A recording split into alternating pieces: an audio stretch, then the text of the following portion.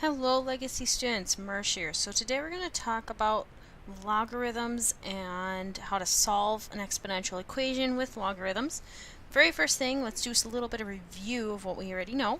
So currently you know how to solve this problem. 3 to the x equals 9 to the x plus 5. Right now what you would do is make that 9 into a 3 squared because you want to make it so that these have the same base, right? And then I'll distribute the 2, so this is 3 to the 2x plus 10 equals 3x. Well, that means that x equals 2x plus 10, right? So that would mean I know that x would equal negative 10 for my answer in that case, after I did a little bit of swapping around, but nevertheless, x would equal negative 10. Now, let's take a look at this problem. I need to make these a common base, right? Because that's how we need to know. That's what we know how to do. Well, I can make 8. I know that's 2 cubed, right? 10. There's no power of 2. Can't solve that, right? 10, I cannot break this down into 2 to a power. 8 doesn't have any others. Well, what I would ultimately have to do is just plug values in for x. So I'd have to go 10 to the 5 minus 1.5 and see if I get close to 8, which is definitely not it. 10 to the 5 minus 4.5, that's a little closer. I would have to go a whole bunch of numbers, keep plugging in for x, which is going to take forever. So someone realized we need to have another way to solve these problems when we can't make the same base. Thus, logarithms were born. So what you need today is calculator. Definitely needs to be scientific or graphing. And you need your notes, that piece of paper. You're foldable for this as well. It says logarithms on the front. It's going to help us find a new notation to help solve for x. So, logarithms. What are they? Well, basically, a logarithm looks something like this. And you can read that in English as log base b of a is x. So that's how you actually read this statement. Log base b of a is x. This is your equal sign right here. That's your is. So, the question that a logarithm answers is, what exponent is required to go from a base of b to reach a value of a? That's ultimately the question that a logarithm answers. What exponent is required to go from a base of b to reach a value of a? What does that mean? Well, currently exponential form. We know that as base to an exponent equals a value, right? So this would be like something like 2 to the third equals a value of 8. Well, what I can do is make that into logarithmic form, which is log base b of a value equals an exponent. So what that would look like in log form would be log base 2 of 8 is 3. So the question that you're asking, what exponent, aka what's going to be the answer to the log, of 2 to some power needs to be 8. So we're basically asking ourselves the question, 2 to what power needs to give me 8?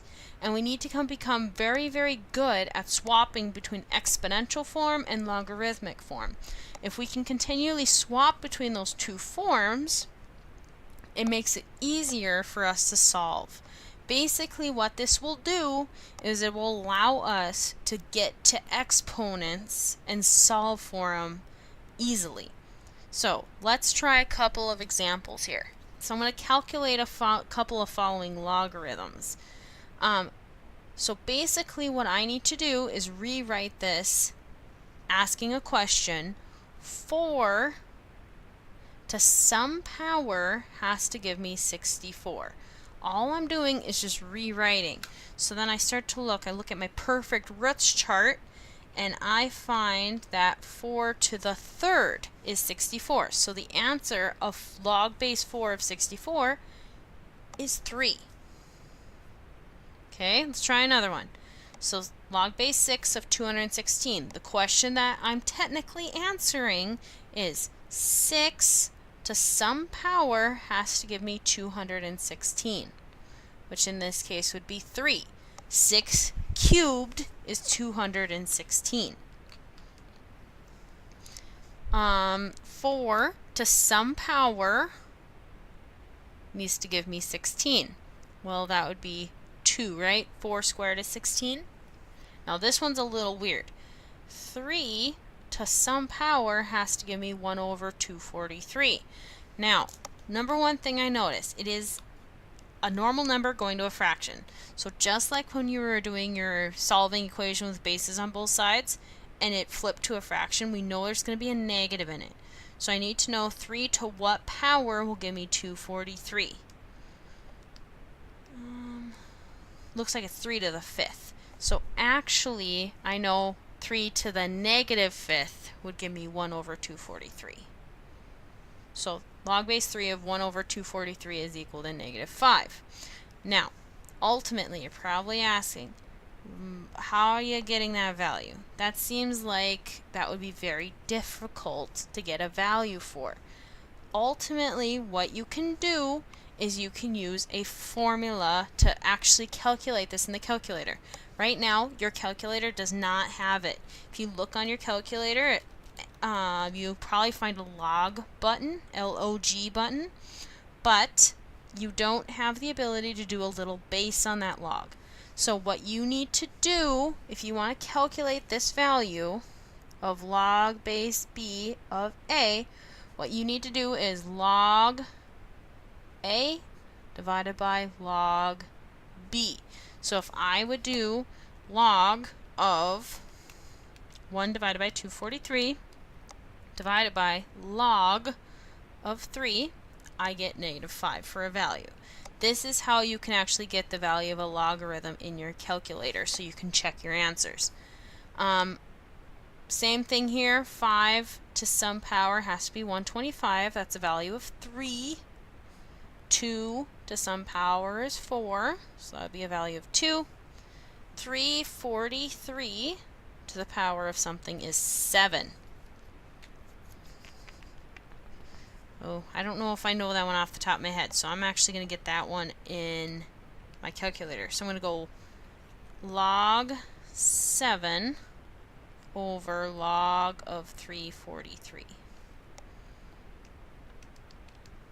And I get a value of 0.3333, or it looks like the value for this one would be a third, which makes sense, right?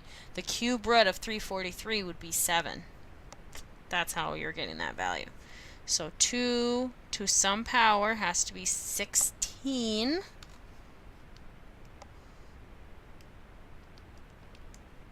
That'd be to the 4th. 64 to some power has to give me 4. Well, that would be to the 1/3 power as well. So 64 to the 1/3 power is 4. And then this would be a value of negative 3, because I'm flipping. It would be 6 to what power is 1 over 216. So notice, guys, ultimately, what are we doing? We're actually just flipping around the problem. One way to look at it, if you get confused, ultimately, if you're changing from log to exponential, what you can do is make a little e out of it. I start with the base, and I go over here, and I make an e. So ultimately, if that helps you, remember who goes to who goes to who. If that's what needs to be, then that's fine. If there would be an x, if you didn't know the value, I'd put an x here. So it'd be e, or 4 to the x equals 16. That would make my e. Now, converting from exponential to logarithmic and back and forth. So I want to convert this to log form, because notice it's an exponential. So it'd be log of the base, so 1/5, of my answer, y, equals my exponent. Because remember, log's question, all that log's question is, what power would have to be for me to get from the base to that answer. So it always should isolate the exponent. Just like when I was doing my e's over here, you can make, basically it's kind of like a G. Start with the base, go over here to the answer, to the exponent. So it kind of makes like the second half of a G if you want to look at that, or an O for log, or just a really tall N, L. So let's try over here. Let's convert these. So this would be log base 9 of x equals y. Notice how it's isolating the exponent. The base is the base on the log. So I'll go log of 6 to the x equals y. Log b of 123 equals a. So basically all I'm doing is just doing some conversions here. Log base, the base is the base. The exponent is always what you're equal to for a log. Because remember, all the answer to a log is the exponent that would make the base equal to the value that you're looking for. So all of those I just converted over to the other form. Notice what I'm doing though is basically the answer, the exponent is the answer. Now let's convert the other way. So the base on the log to what power will give me 15 over 16. So that's me doing this E business again, because I'm going to exponential form. So I got 7/4 to the y equals x. Put that in parentheses. Oh, pen decided to go a little wonky there. So u to the negative 16 equals v. V to the 4th equals u. 2 to the u equals v. And y to the negative 8 equals x. Ultimately, just getting really good at converting between the two forms is the main thing of today. Now, what if I need to evaluate logs? Because sometimes these don't come out nice. Like all of these came out pretty nice numbers. Sometimes you might get something that's not actually a number. It's like 1.352999, something like that. So knowing how to evaluate them. Ultimately, I have log base 100, and you're probably asking, well, Marsh, I can't evaluate that. There's no base on that log. So ultimately, if you want to evaluate a log and you don't have a little number down here, sort of no number right here, ultimately, if there's no base present in a log expression, we're going to assume the base is 10. It's kind of like how we don't put a 1 on an exponent when it's just 1x. Or we don't put a 1 for a coefficient in front of an x when there's just 1x. So it's referred to as a common log. It's what we're going to assume that if we don't have a base at the bottom of our log here, there's actually a little 10 there. So, what are we getting to? The ability to solve exponential equations. Well, right now, you've solved these. These are easy. This is the get them to be the same base and be happy with it, right? This is the kind that you cannot solve right now. You don't know how to solve these. So this is when we have to isolate the base and use inverse operations to change into a logarithmic form. So we need the ability to convert to the other form, to log form, to be able to solve the problem. So very first thing, we're going to isolate the base. So I'm going to get this guy right here all alone. So it's going to be 2 to the x equals 7, right? So now, notice, 2, I can't make 7 into a base of 2. That's not going to work. So what I need to do is go to logarithmic form. I'm stuck in exponential.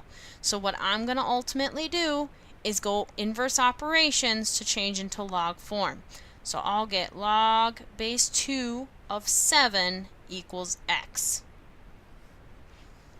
Okay?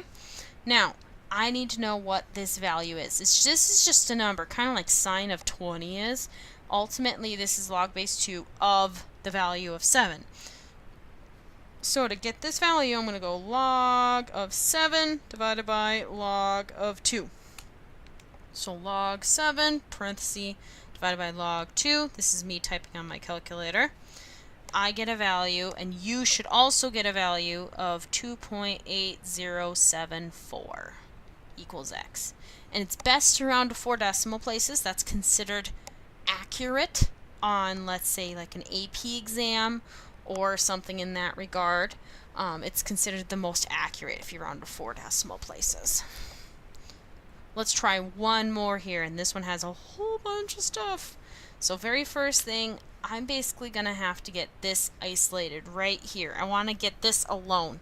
So first thing I'm going to do is get rid of this minus 5.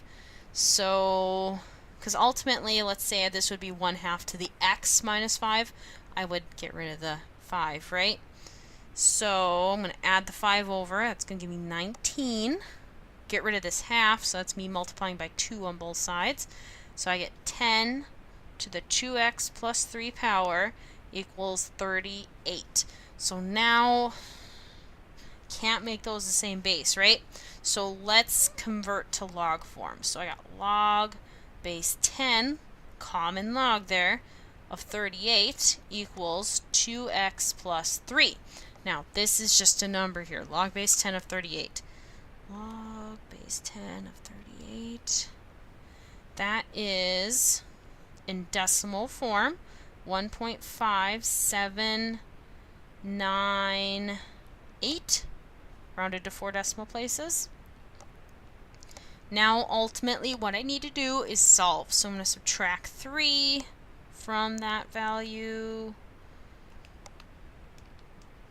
I get negative 1.4202, and then if I divide by 2, we get a final value of negative 0.7101. And what I could do, you don't have to do so, but what you can do is actually plug that back in and make sure you would get a correct answer. AKA, if I go 10 to the 2 times negative 0.7101 plus 3, and then I would multiply that by a half and subtract 5. You should get something very, very close to 14, which in this case I got something of 14.00071, which is basically 14. So if you want to check your work, you could definitely plug the value back in and make sure you get it equivalent on both sides. But with that, that's the end of this video, and I'll see you later, Sabers.